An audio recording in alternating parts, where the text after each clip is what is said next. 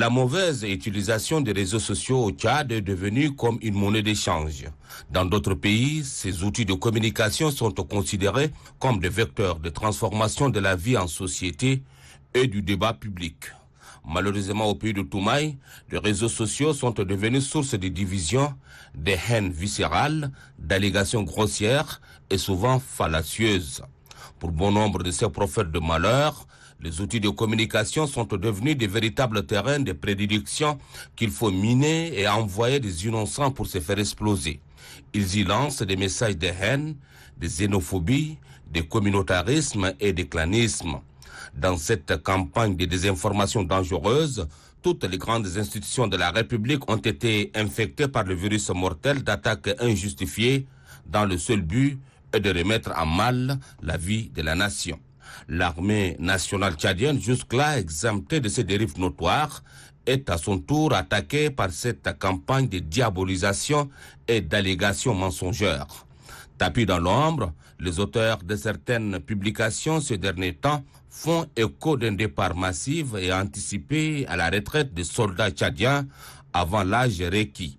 Leur seul but est de remettre en cause l'ordonnance 002 validée par les élus du peuple. Cette ordonnance qui définit les statuts des forces de défense et de sécurité est l'une des meilleures en termes de traitement dans la sous-région. Le ministre en charge des armées explique.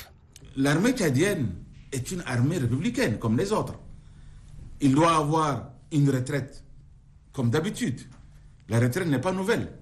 La retraite doit avoir lieu chaque année où, si on sent qu'il y a des officiers ou des sous-officiers ou des soldats qui sont atteints par l'âge de partir, ils doivent partir.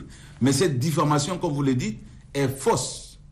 Nous sommes encore sur les textes de valorisation, des textes qui font partir la retraite et on doit accompagner nos soldats. On ne doit pas les laisser comme ça aller à la retraite.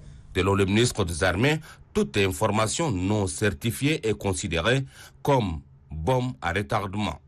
Pour lui, au vu de lourds sacrifices consentis pour la défense de la mère patrie, les forces de défense et de sécurité méritent tous les avantages. Il invite les citoyens au sens de responsabilité. Je pense que cette paix qui existe dans ce pays-là, c'est grâce à ces soldats-là. Et ça, le peuple tchadien est conscient. Les efforts fournis par nos soldats dans les montagnes, dans les forêts, pour que ce pays soit en sécurité, je pense que ce n'est pas un secret pour tout le monde.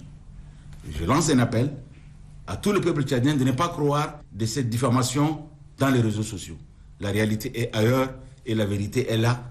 Le peuple jouit de la paix et de la liberté dans ce pays. Pour la préservation de l'unité nationale, vœu le plus ardent des autorités de la transition en cours, nous devons cimenter l'unité nationale pour aboutir à une refondation digne de son nom.